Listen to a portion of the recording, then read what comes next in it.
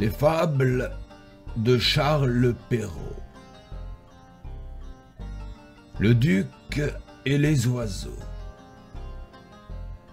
Un jour, le duc fut tellement battu par tous les oiseaux à cause de son vilain chant et de son laid plumage que depuis il n'a osé se montrer que la nuit. Tout homme avisé qui s'engage dans le labyrinthe d'amour et qui veut en faire le tour doit être doux en son langage, galant, propre en son équipage, surtout nullement loup-garou.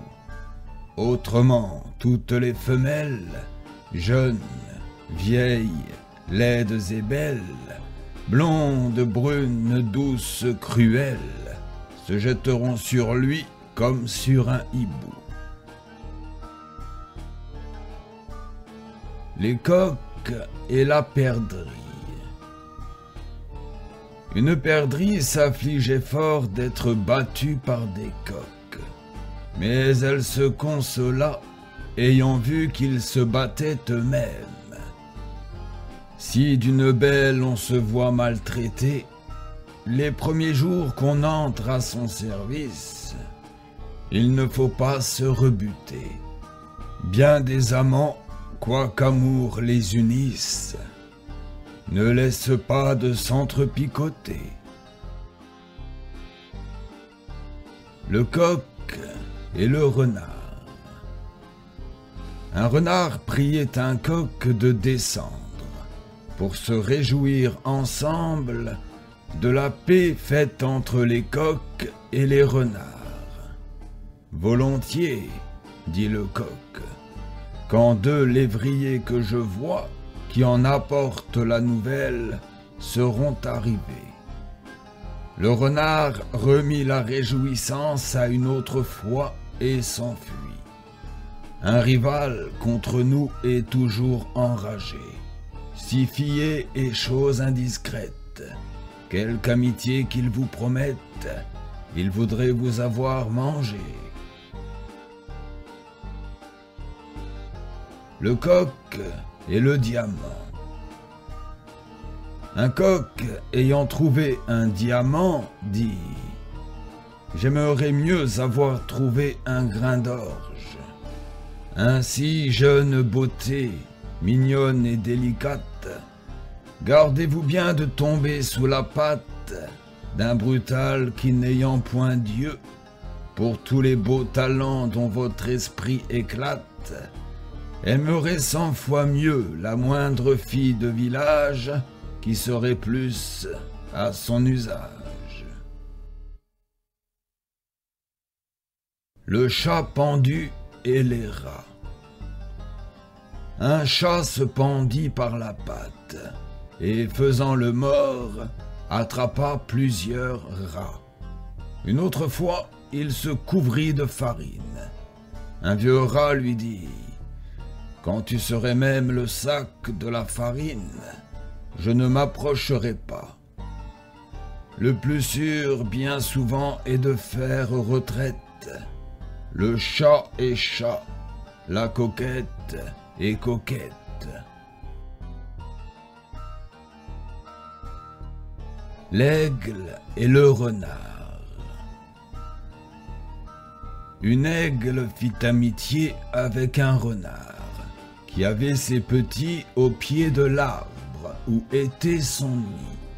L'aigle eut faim et mangea les petits du renard, qui, ayant trouvé un flambeau allumé, mit le feu à l'arbre et mangea les aiglons qui tombèrent à demi rôtis.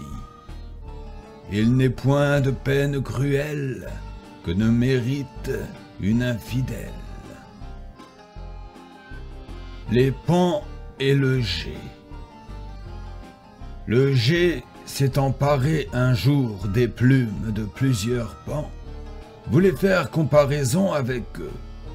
Chacun reprit ses plumes, et le geai, ainsi dépossédé, leur servit de risée.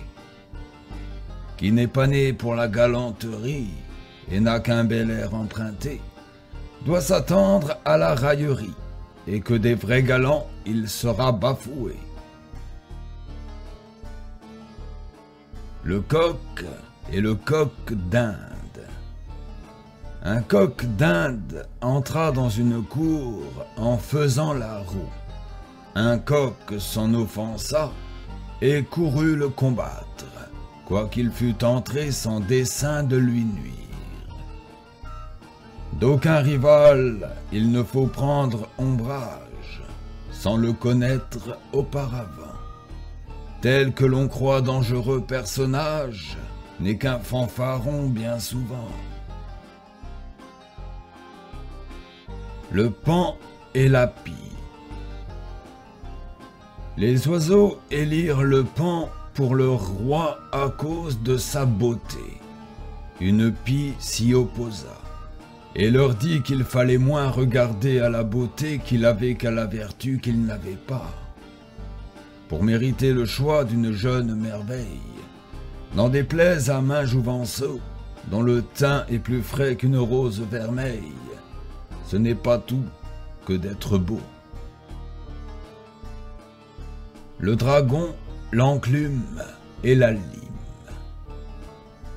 Un dragon voulait ronger une enclume. Une lime lui dit « Tu te rompras plutôt les dents que de l'entamer.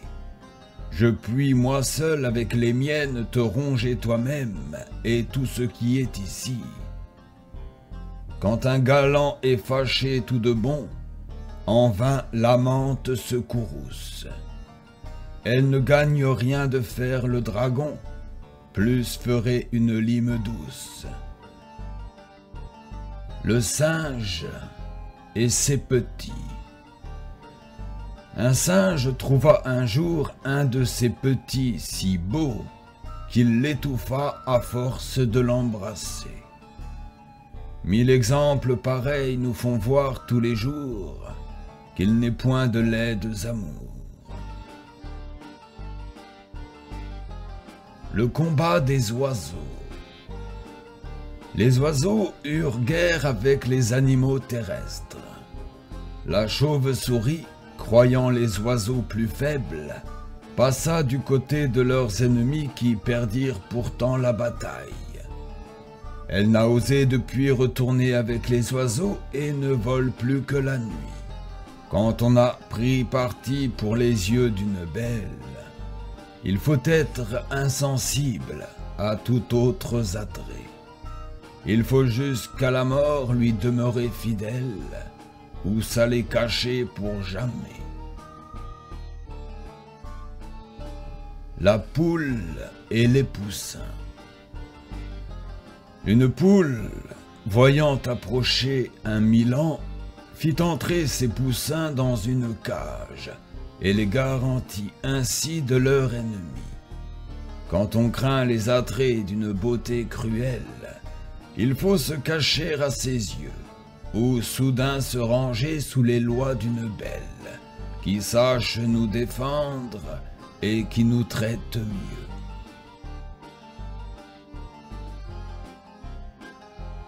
Le renard et la grue. Un renard ayant invité une grue à manger, ne lui servit dans un bassin fort plat que de la bouillie qu'il mangea presque toute, lui seul. Tromper une maîtresse, c'est trop se hasarder, et ce serait grande merveille si malgré tous les soins qu'on prend à s'en garder, elle ne rendait l'appareil. La grue et le renard.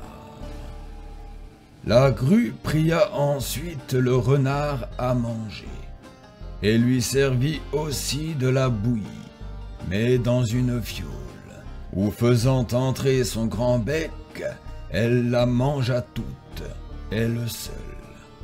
On connaît peu les gens à la première vue, on n'en juge qu'au hasard, tel qu'on croit une grue est plus fine qu'un renard.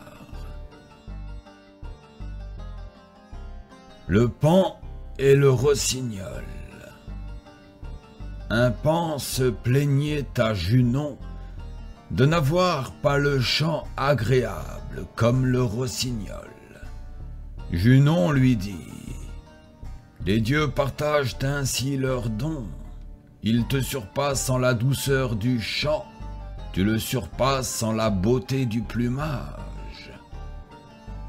L'un est bien fait, l'autre est galant, chacun pour plaire à son talent. » Le perroquet et le singe. Un perroquet se vantait de parler comme un homme. « Et moi, dit le singe, j'imite toutes ses actions. » Pour en donner une marque, il mit la chemise d'un jeune garçon qui se baignait là auprès, où il s'empêtra si bien que le jeune garçon le prit et l'enchaîna. Il ne faut se mêler que de ce qu'on sait faire. Bien souvent, on déplaît pour chercher trop à plaire.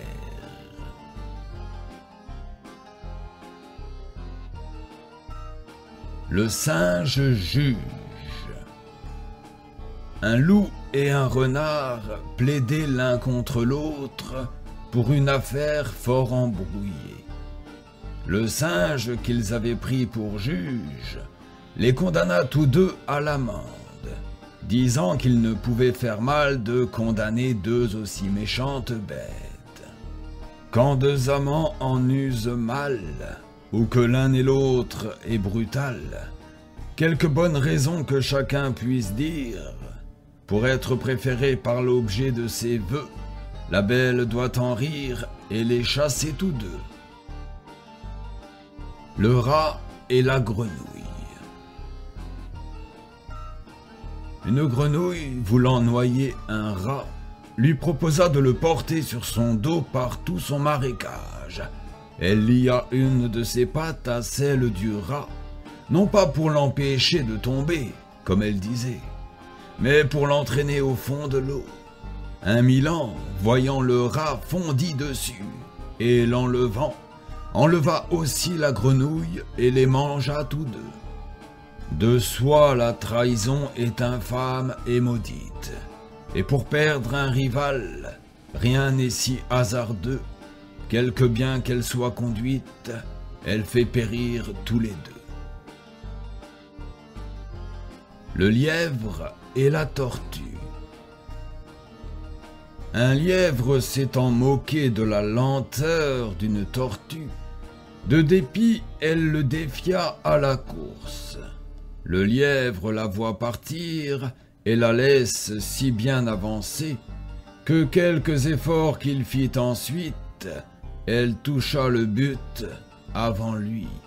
Trop croire en son mérite et manquer de cervelle, et pour s'y fier trop maintement c'est perdu. Pour gagner le cœur d'une belle, rien n'est tel que d'être assidu. Le loup et la grue. Un loup pria une grue de lui ôter avec son bec un os qu'il avait dans la gorge.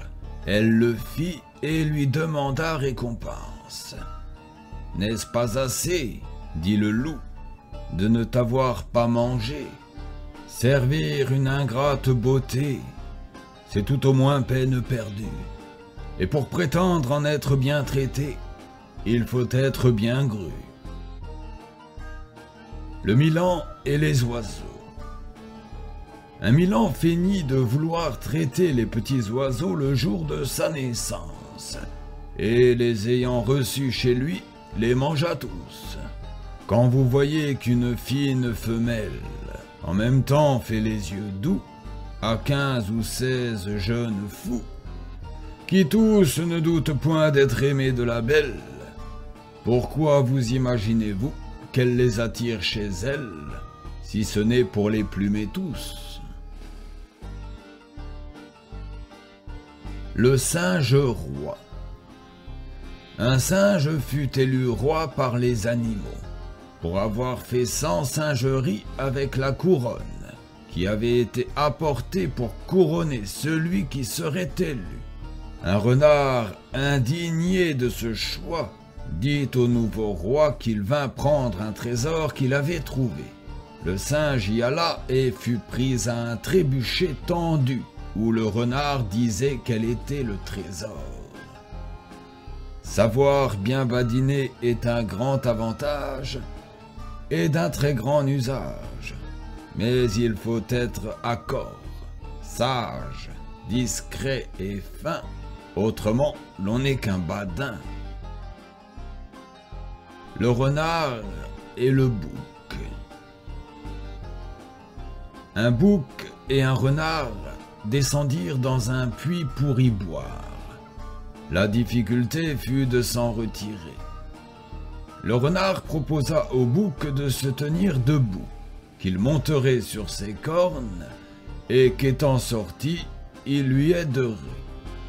Quand il fut dehors, il se moqua du bouc et lui dit « Si tu avais autant de sens que de barbe, tu ne serais pas descendu là sans savoir comment tu en sortirais. Tomber entre les mains d'une coquette fière est un plus déplorable sort que tomber dans un puits la tête la première.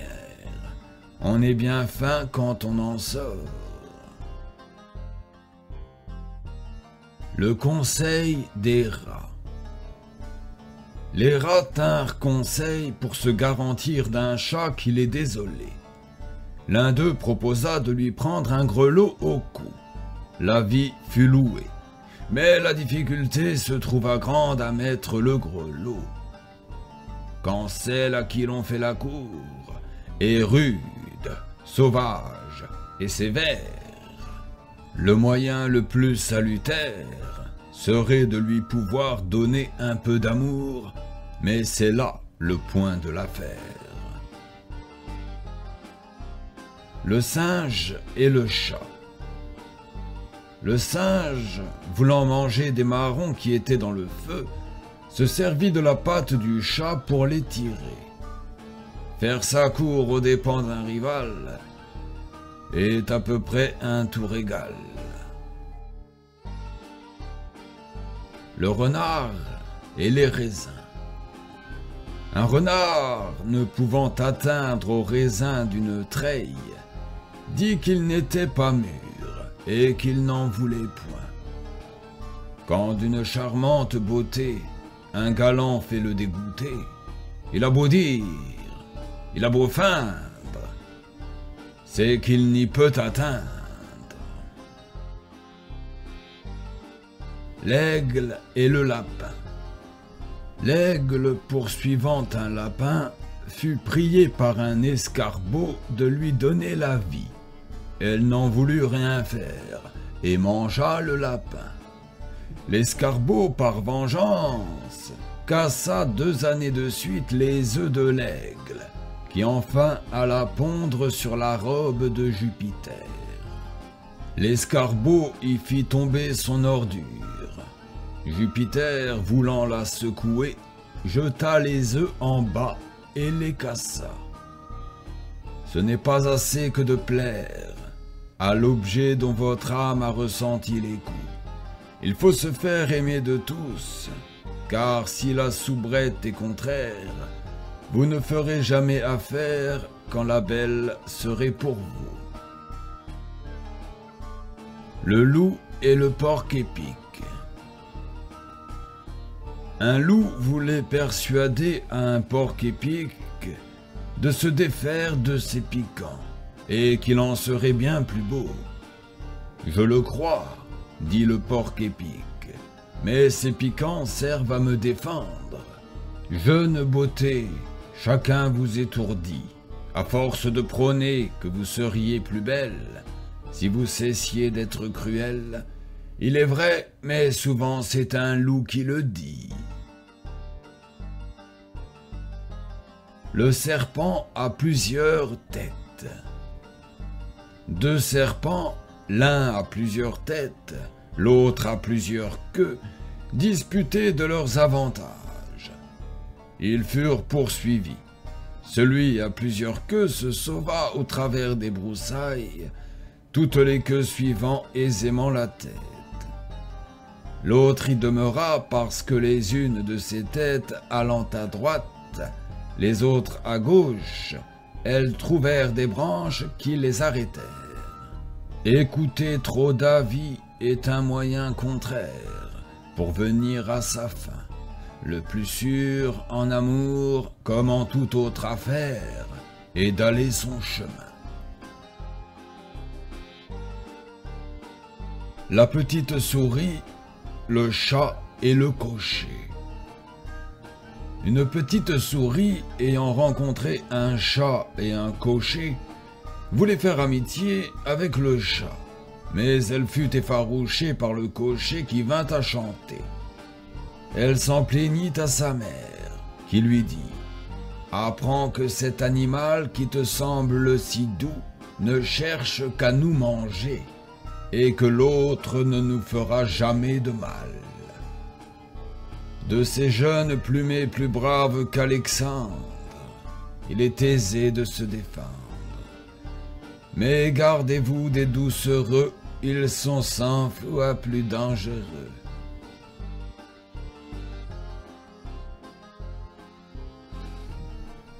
Le Milan et les colombes. Les colombes, poursuivies par le Milan, demandèrent secours à l'épervier, qui leur fit plus de mal que le Milan même. On sait bien qu'Amari fait souvent enrager. Toutefois, la jeune colombe, qui gémit et veut se venger, doit bien, avant que s'engager, voir en quelle main elle tombe, car si l'amant est brutal et jaloux, il est pire encore que l'époux. Le dauphin et le singe. Un singe, dans un naufrage, sauta sur un dauphin qui le reçut, le prenant pour un homme. Mais lui ayant demandé s'il visitait souvent le Pirée, qui est un port de mer, et le singe ayant répondu qu'il était de ses amis, il connut qu'il ne portait qu'une bête et le noya. En vain un galant fait le beau, à beaux traits, beaux habits, beau linge et belle tête, si du reste c'est une bête, il n'est bon qu'à jeter en l'eau. Le renard et le corbeau. Un renard, voyant un fromage dans le bec d'un corbeau, se mit à louer son beau chant. Le corbeau voulut chanter et laissa choir son fromage que le renard mangea. On peut s'entendre cajoler, mais le péril est de parler.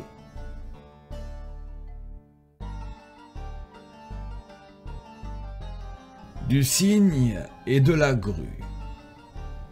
La grue demanda à un cygne pourquoi il chantait.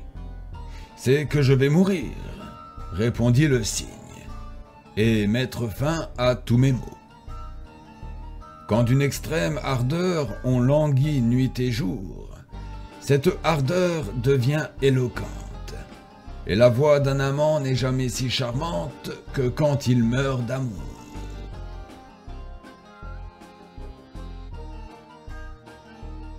Le loup et la tête.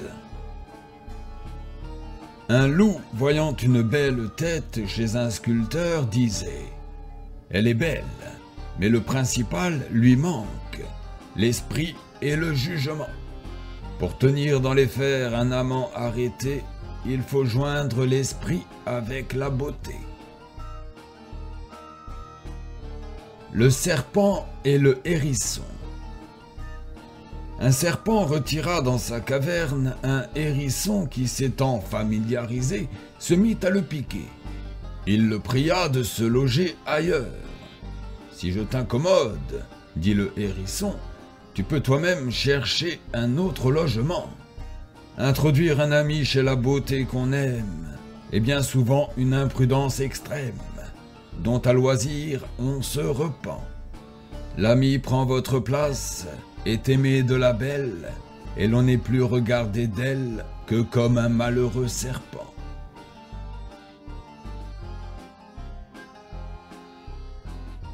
les cannes et le petit barbet. Un petit barbet poursuivait à la nage de grandes cannes. Elles lui dirent « Tu te tourmentes en vain, tu as bien assez de force pour nous faire fuir, mais tu n'en as pas assez pour nous prendre. Il faut que l'objet soit sortable. C'est autrement soi-même se trahir quand on n'est pas assez aimable. Plus on poursuit, plus on se fait haïr. » Le barbet de cette fontaine court effectivement après les cannes qui fuient devant lui. Et le barbet et les cannes jettent de l'eau en l'air, en tournant l'un après l'autre. Cette fontaine s'appelle aussi la fontaine du gouffre, parce que les eaux qui entrent dans son bassin avec grande abondance y tournoient avec rapidité et avec bruit, puis s'engouffrent dans la terre et s'y perdent.